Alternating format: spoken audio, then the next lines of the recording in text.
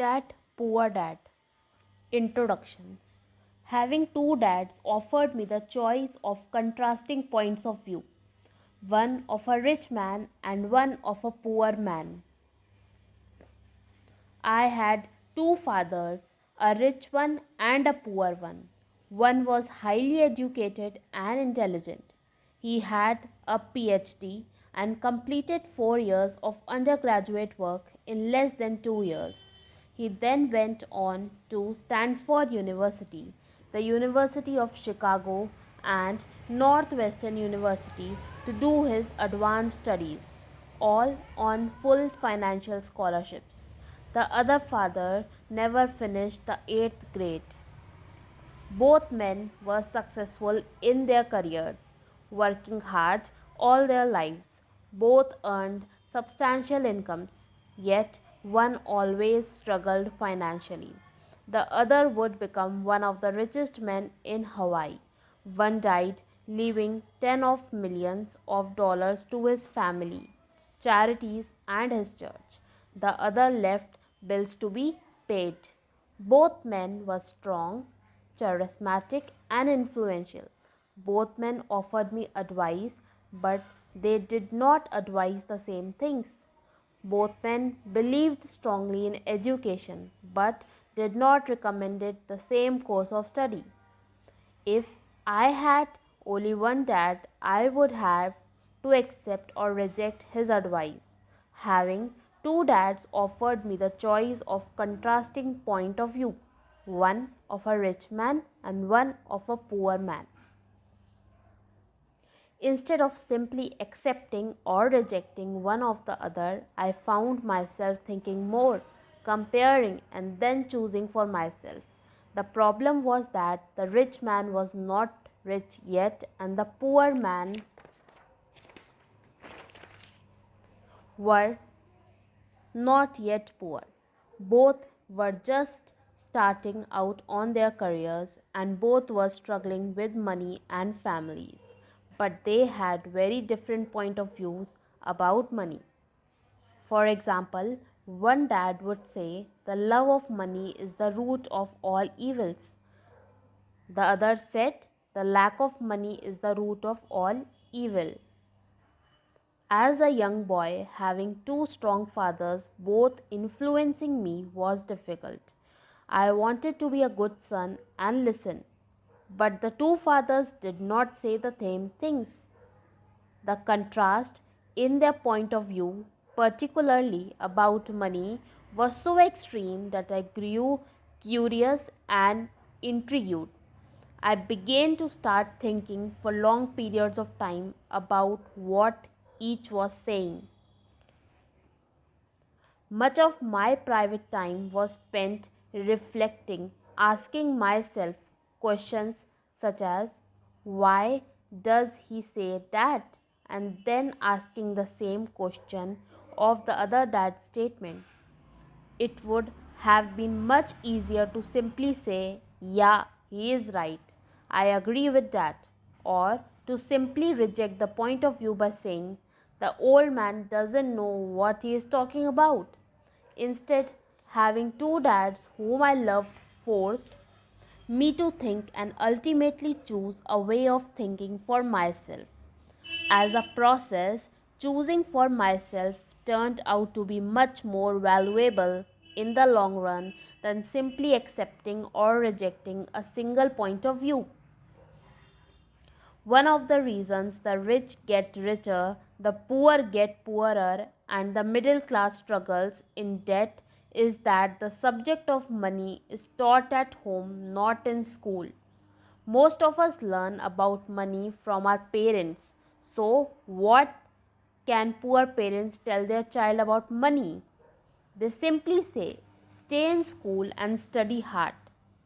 The child may graduate with excellent grades, but with a poor person's financial programming and mindset. Sadly, money is not taught in schools. Schools focus on scholastic and professional skills but not on financial skills. This explains how smart bankers, doctors, and accountants who earned excellent grades may struggle financially all of their lives. Our staggering national debt is due in large part to highly educated politicians and government officials making financial decisions with little or no training in the subject of money. Today, I often wonder what will soon happen when we have millions of people who need financial and medical assistance. They will be dependent upon their families or the government for financial support. What will happen when Medicare and Social Security run out of money?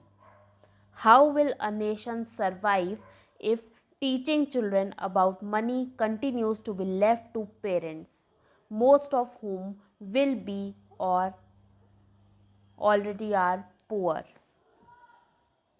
Because I had two influential fathers, I learned from both of them. I had to think about each dad's advice, and in doing so, I gained valuable insights into the power and effect of one's thoughts on one's life. For example, one dad had a habit of saying, I can't afford it. The other dad forbade those words to be used. He insisted. I asked, how can I afford it? One is a statement and other is a question. One lets you off the hook and the other forces you to think. My soon to be rich dad would explain that by automatically saying the words, I can't afford it, your brain stops working. By asking the question, how can I afford it? Your brain is put to work. He did not mean that you should buy everything you want. He was fanatical about exercising your mind, the most powerful computer in the world. He would say, my brain gets stronger every day because I exercise it. The stronger it gets, the more money I can make. He believed that automatically saying, I can't afford it, was a sign of mental laziness. Although both dads worked hard, I noticed that one dad had a habit of putting his brain to sleep when it came to finances, and the other had a habit of exercising his brain. The long term result was that one dad grew stronger financially and the other grew weaker.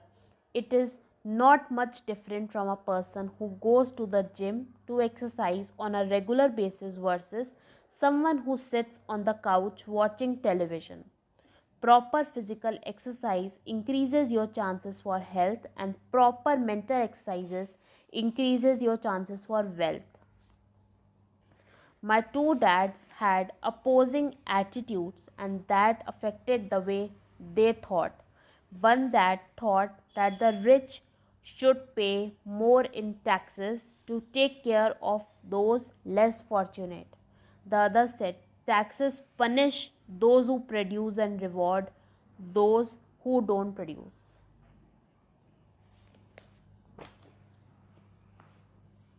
One dad recommended study hard so you can find a good company to work for. The other recommended study hard so you can find a good company to buy. One dad said, the reason I am not rich is because I have you kids. The other said, the reason I must be rich is because I have you kids.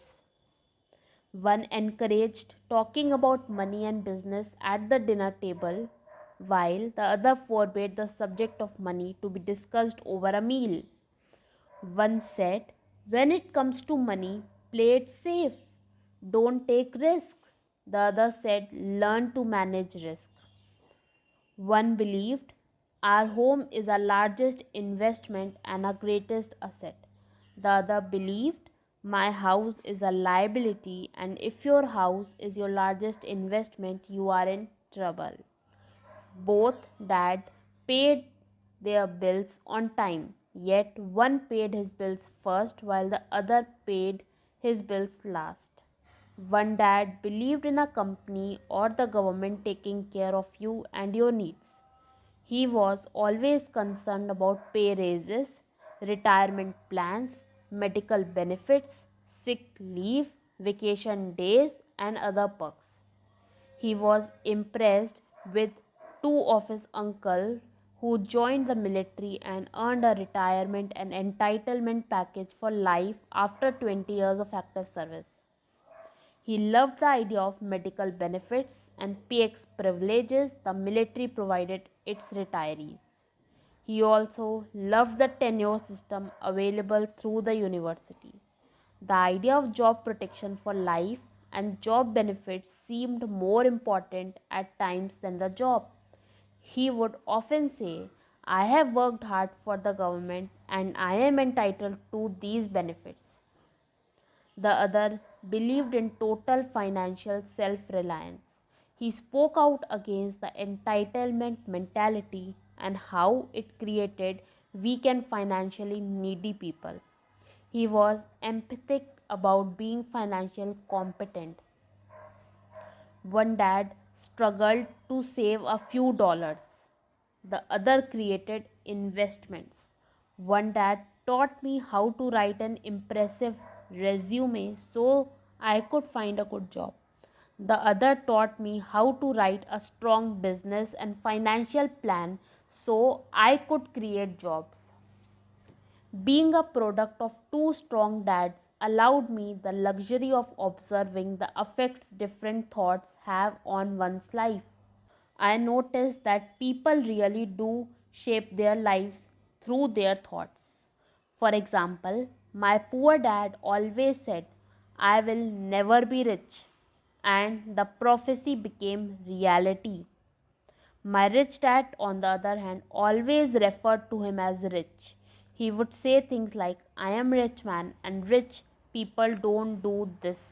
Even when he was flat broke after a major financial setback, he continued to refer to himself as a rich man. He would cover himself by saying, there is a difference between being rich and being poor. Broke is temporary, poor is eternal. My poor dad would say, I am not interested in money, or money doesn't matter. My rich dad always said, money is power. The power of our thoughts never be measured or appreciated. But it becomes obvious to me as a young boy that it was important to be aware of my thoughts and how I expressed myself. I noticed that my poor dad was not poor. I noticed that my poor dad was poor not because of the amount of money earned, which was significant, but because of his thoughts and actions.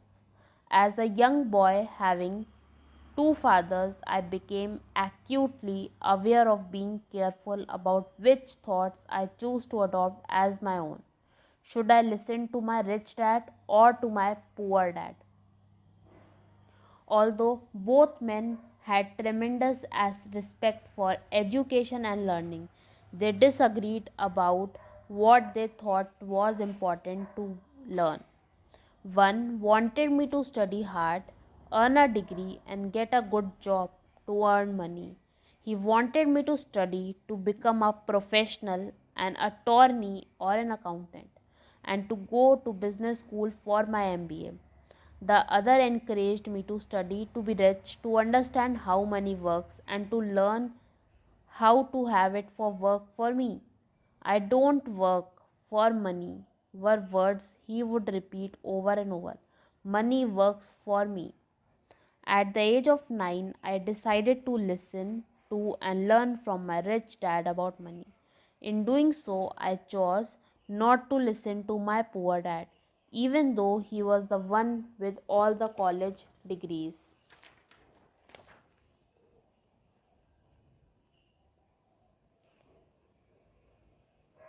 A lesson from Robert Frost. Robert Frost is my favorite poet. Although I love many of his poems, my favorite is The Road Not Taken. I use its lessons almost daily. The Road Not Taken. Two roads diverged in a yellow wood, and sorry I could not travel both. And be one traveller, long I stood and looked down one as far as I could, to where it bent in the undergrowth, then took the other as just a fare, and having perhaps the better claim, because it was grassy and wanted wear, though as for that the passing there had warned them really about the same, and both that morning equally lay in leaves no step had trodden black. Oh, I kept the first for another day, yet knowing how way leads on to way, I doubted if I should ever come back. I shall be telling this with a sigh. Somewhere ages and ages hence, two roads diverged in a wood, and I took the one less travelled by, and that has made all the difference. And that has made all the difference. Over the years, I have often reflected upon Robert Frost's poem. Choosing not to listen to my highly educated dad's advice and attitude about money was a painful decision, but it was a decision that shaped the rest of my life. Once I made up my mind about whom to listen to, my education about money began. My rich dad taught me over a period of 30 years until I was 39 years old. He stopped once he realized that I knew and fully understood that he had been trying to drum into my often thick skull. Money is one form of power, but what is more powerful is financial education. Money goes and goes, money comes and goes, but if you have the education about how money works, you gain power over it and can begin building wealth. The reason positive thinking alone does not work is because most people went to school and never learned how money works. So they spend their lives working for money. Because I was only 9 years old when I started, the lessons my rich dad taught me were simple. And when it was all said and done, there were only six main lessons repeated over 30 years. This book is about those six lessons put as simply as possible, just as simply as my rich dad put forth those lessons to me. The lessons are meant not to be answers but guideposts that will assist you and your children to grow wealthier no matter what happens in a world of increasing change and uncertainty. Thank you.